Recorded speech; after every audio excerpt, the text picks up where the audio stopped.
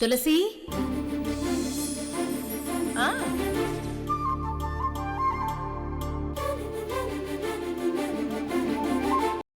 నన్ను క్షమించమ్మా.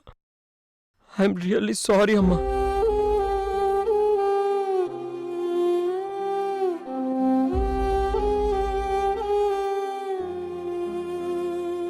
అంటే ఇప్పుడు లక్ష్మిని మర్చిపోతున్నట్టా?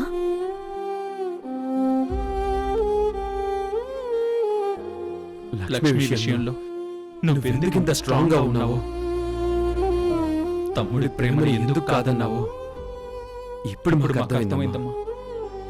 సారీ అమ్మా.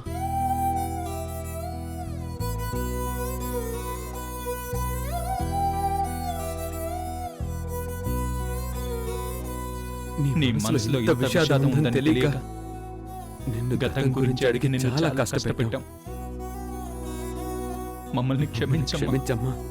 రే, మీరిలా బాధపడతారని తెలిసే ఇన్నాళ్ళు మీకు తెలియకుండా దాచాను. మీరిలాంటి బాధలు పడొద్దు. ఆ గతం మాతోనే పోనివ్వండ్రా. జ్యోతికేం కాలేదు, ఇది చాలు మనకి.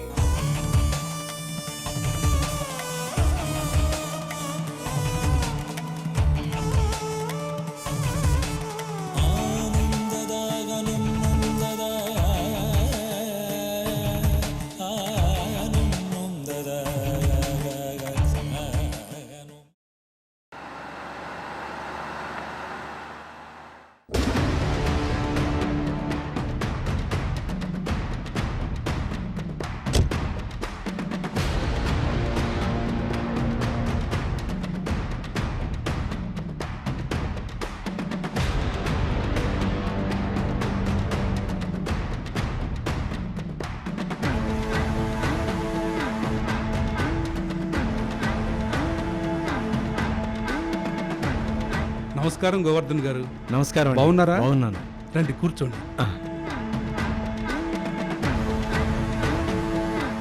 రండి కూర్చోండి. మీరు వచ్చారని నందినమ్మతో చెప్తాను. అలాగే. కూర్చోండి.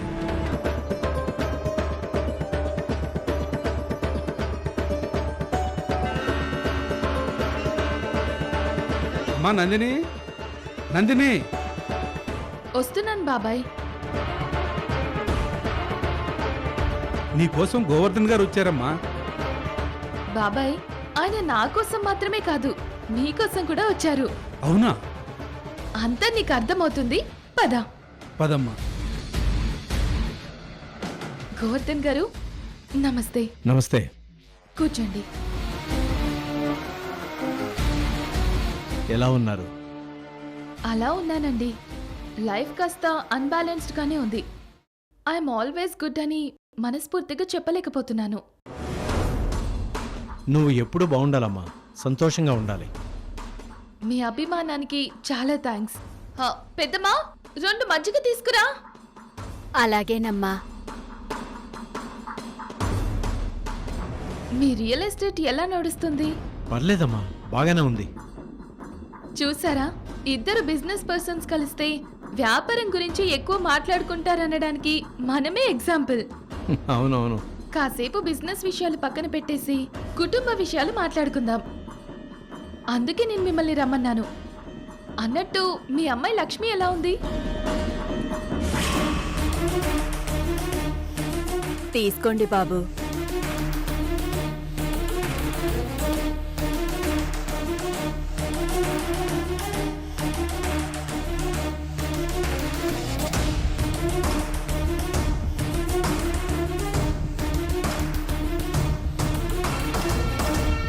మజ్జిగ చాలా బాగుంది పెద్దమ్మ.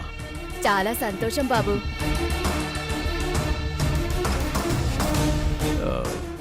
మీరు ఏదో అడిగినట్టున్నారు. మా అమ్మాయి గురించి కదా? చాలా బాగుందమ్మా. అడ్వకేట్గా పనిచేస్తుంది.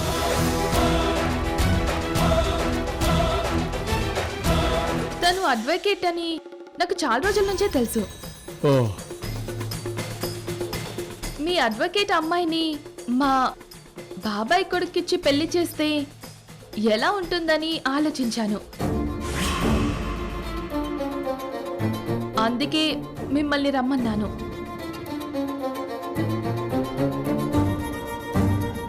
నువ్వేమంటావు బాబాయ్? నందిని, గోవర్ధన్ గారి అమ్మాయి అంటే నాకు ఎలాంటి అభ్యంతరం లేదమ్మా.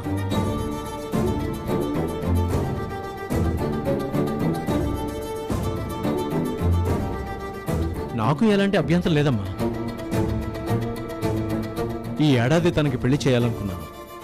అది మీ ఇంటి సంబంధం అంటే నాకు చాలా సంతోషం.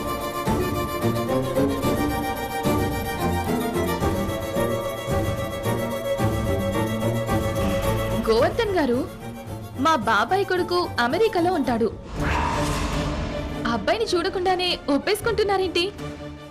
అమ్మా నందిని, నువ్వేంటో నాకు చాలా ఏళ్ల నుంచి తెలుసు. నువ్వు చెప్పావంటే అబ్బాయిని నేను చూడాల్సిన అవసరమే లేదు. గోవర్ధన్ గారు, నా మీద అభిమానంతో మరీ నా మీద బాధ్యతలు పెంచేయకండి. మీకు ఒక్కగానొక కూతురు, ఎంతో ప్రేమగా గారాబంగా పెంచి పెద్ద చేస్తుంటారు. మీకు కూడా ఆశలుంటాయి కదా, అబ్బాయి ఎలా ఉండాలి, ఏ స్థానంలో ఉండాలి అని. మా తాతగారు నాన్నగారి తరం నుంచి మేం బిజినెస్ ఫీల్డ్లోనే ఉన్నాం. మాకు రియల్ ఎస్టేట్ వ్యాపారంతో పాటు మరికొన్ని ఉన్నాయి. అవి మీకు తెలుసులేండి. దీన్ని బట్టి మా నెట్వర్క్ ఏంటో మీకు అర్థమై ఉంటుంది. కావాలంటే మా ఆడిటింగ్ టీంని కలిసి మీరు చెక్ చేసుకోవచ్చు. ఆహా, నాకు నమ్మకం ఉందమ్మా. చాలా థ్యాంక్స్ అండి. అయితే ఇంకెందుకు లేట్, ఒకసారి మా తమ్ముడితో ఫోన్ కాల్ మాట్లాడండి.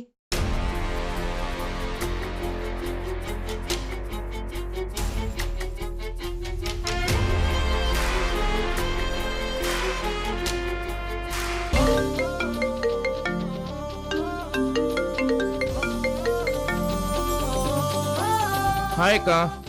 హాయ్ రాహుల్, ఎలా ఉన్నావు? కూల్ అక్క. I'm always good. Very good Rahul. నీకు ముఖ్యమైన వ్యక్తిని పరిచయం చేస్తాను. ఆయన మనకు బాగా కావాల్సిన వ్యక్తి. రియల్ ఎస్టేట్ ఫీల్డ్లో బాగా పేరున్న మనిషి. పేరు గోవర్ధన్ గారు. ఓకే అక్క. గోవర్ధన్ గారు, మీరు మాట్లాడండి. Hi uncle. నమస్తే. నమస్తే బాబు. నీ గురించే మాట్లాడుకుంటున్నాం. నా గురించా? ఆ, మీరు నా గురించి మాట్లాడుతున్నారంటే ఐఎమ్ సో హ్యాపీ. నందిని అక్క అంటే చాలా ఇష్టం. నన్ను కజిన్ బ్రదర్లా కాకుండా ఓన్ బ్రదర్లా చూస్తుంది. చాలా సంతోషం బాబు. ఇదిగో నందినితో మాట్లాడు. అలాగే అంకుల్, థ్యాంక్ యూ. ఉమ్.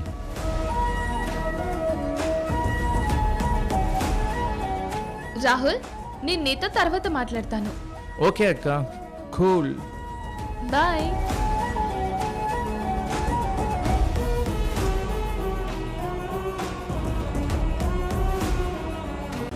అబ్బాయితో మాట్లాడారు కదా గోవర్ధన్ గారు, మీ లక్ష్మికి సరైన జోడు అనిపిస్తున్నాడా? మీకు నచ్చాడా? అబ్బాయి చాలా చక్కగా మాట్లాడాడమ్మా. నాకు ఎలాంటి అభ్యంతరం లేదు. అన్నట్టు మిమ్మల్ని ఒక విషయం అడుగుతాను, మీరు తప్పుగా అనుకోకూడదు. ఏమనుకోను, అడగమ్మా. మీ లక్ష్మి తులసి కొడుకుతో ప్రేమలో ఉందని విన్నాను. మరి మా తమ్ముడికిచ్చి పెళ్ళి? ప్రేమ లేదు, స్నేహం లేదు.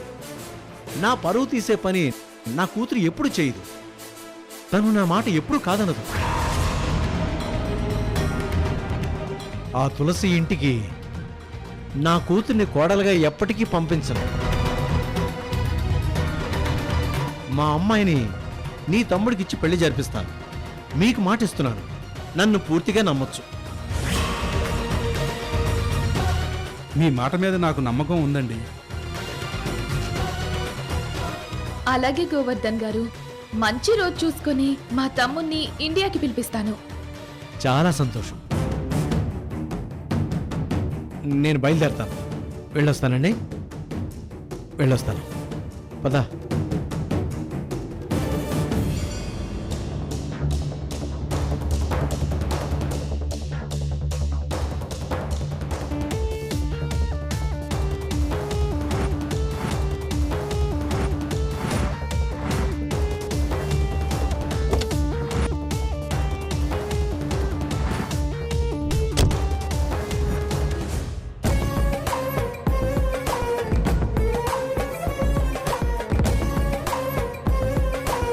ఏ తులసి అయితే నా పెళ్లి ఆపిందో ఆ తులసి కొడుకు జ్యోతిరాదిత్య పెళ్లి ప్రయత్నాలాపి వాడికి కాబోయే లక్ష్మిని మనింటి కోడలుగా తీసుకురావాలి బాబాయ్.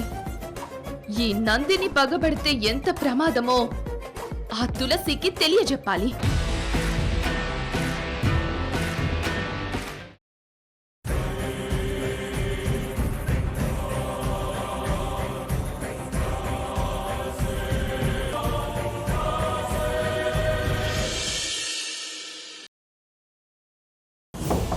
అమ్మా అమ్మా అమ్మా, డోర్ ఓపెన్ చేయమ్మా. లక్ష్మి, నువ్వు బయటికి రావటం మీ నాన్న చూస్తే చంపేస్తారే. ఏం చెయ్యాలో, ఈ సమస్యలోంచి ఎలా బయటపడాలో ఆలోచిద్దాం. కాస్త ఓపిక పట్టు. నువ్వేం ఆలోచించనక్కర్లేదమ్మా. నాకు జ్యోతిరాదిత్య కావాలి. తనతోనే నా జీవితం. నీకేమన్నా అర్థం అవుతుందా?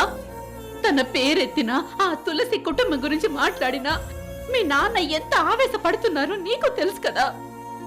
నాన్న కోసం నా ప్రేమను చంపుకోలేను. నీ ప్రేమ అర్థమవుతుంది, నీ బాధ అర్థమవుతుంది, కానీ మీ నాన్న జరగనివ్వడే.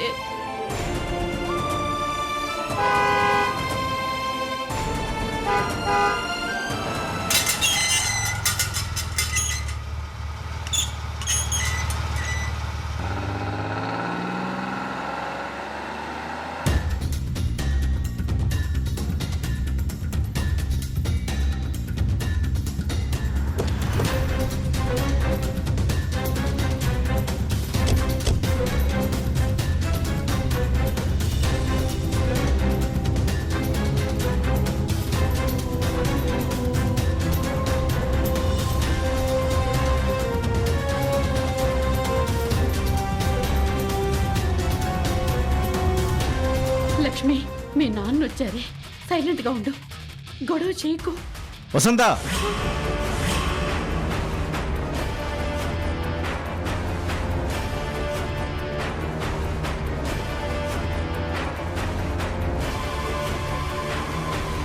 గొడవ అంటున్నావేంటి? రూమ్లోంచి బయటికి రావాలని లక్ష్మి గొడవ చేస్తుందా?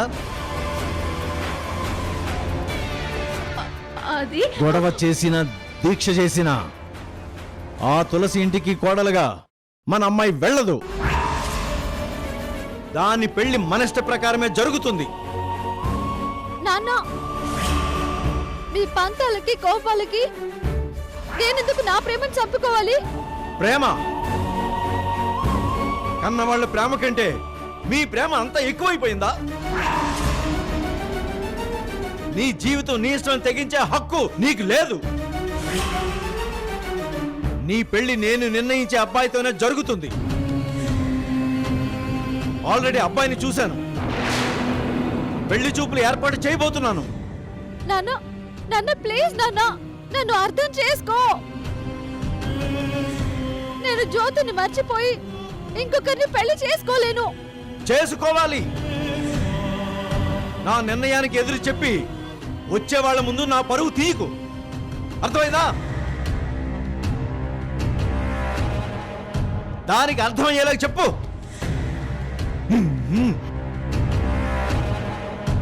నాన్న, నాన్న. వసంత,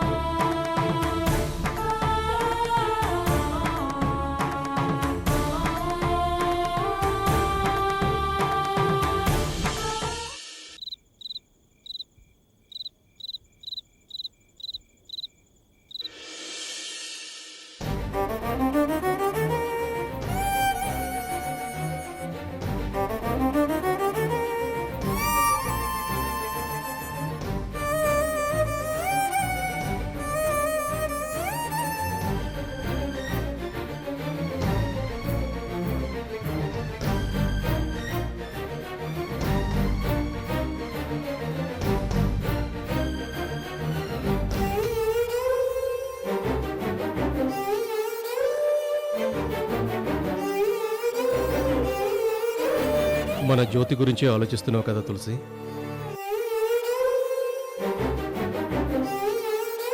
వాడి పెళ్లి గురించి మనం ఎలాంటి ప్రయత్నాలు చేయడానికి ముందే మన ఇంటి మహాలక్ష్మిలా లక్ష్మి కనిపించింది.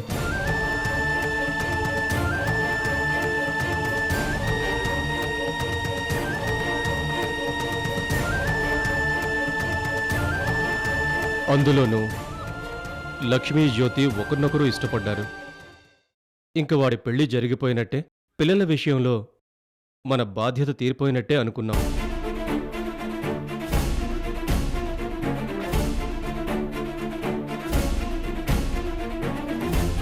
కానీ ఆ లక్ష్మి గోవర్ధన్ రక్తం పంచుకు పుట్టిందని తెలిసాక ఈ రక్త సంబంధం బయటపడింది.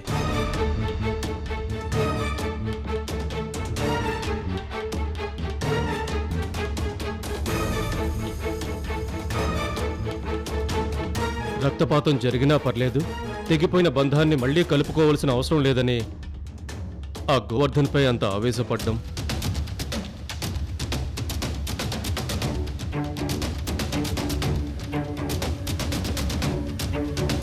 మన చిన్నోడు ప్రాణాల మీదకే తెచ్చుకోవడం.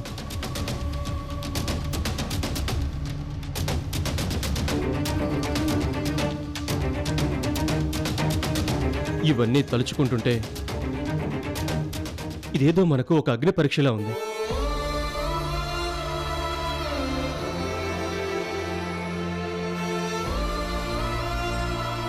ఆ గోవర్ధన్ మా నాన్నను చంపిన రాక్షసుడు. తను చేసిన ద్రోహానికి తనకు శిక్ష పడేలా నువ్వు చేశావు గాని తనలో ఏ మార్పు రాలేదు తులసి.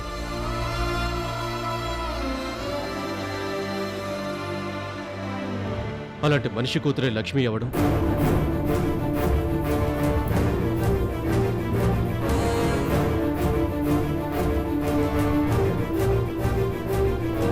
మన చిన్నోడు ప్రేమించడం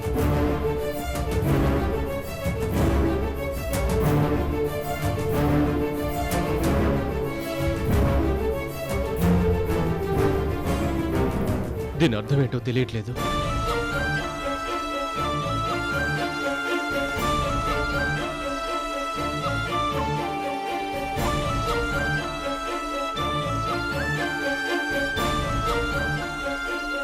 విడదీసిన వాళ్లను కలపడం కోసమో శాశ్వతంగా విడదీయడం కోసమో అర్థం కావడం లేదు.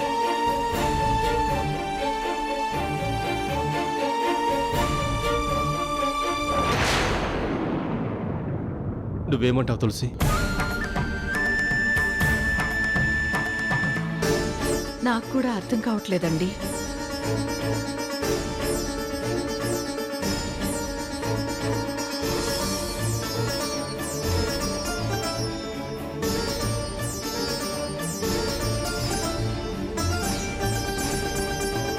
ఇది అర్థం కాని చిక్కుముడు ప్రశ్నే అనిపిస్తున్నా లక్ష్మి మీద మన జ్యోతికున్న ప్రేమలోతు ఎంతో మనకు తెలిసింది.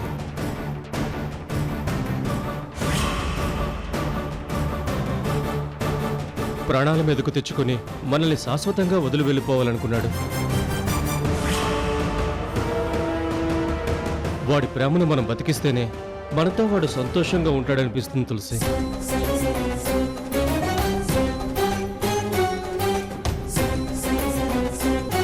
లక్ష్మి మీద ఎన్నో ఆశలు పెంచుకున్న వాడి కోసం, లక్ష్మి కోసం గోవర్ధన్ మీద మనకున్న ఆవేశాన్ని మర్చిపోవాలేమో అనిపిస్తుంది.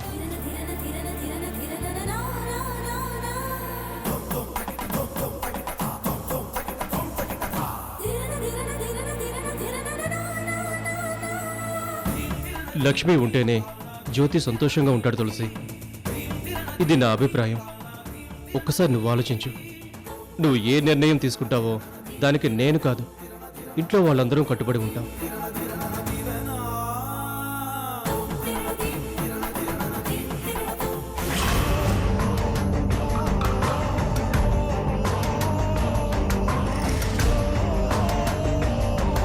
జ్యోతి, అమ్మ పడిన బాధ కంటే నీ బాధ పెద్దదేం కాదురా.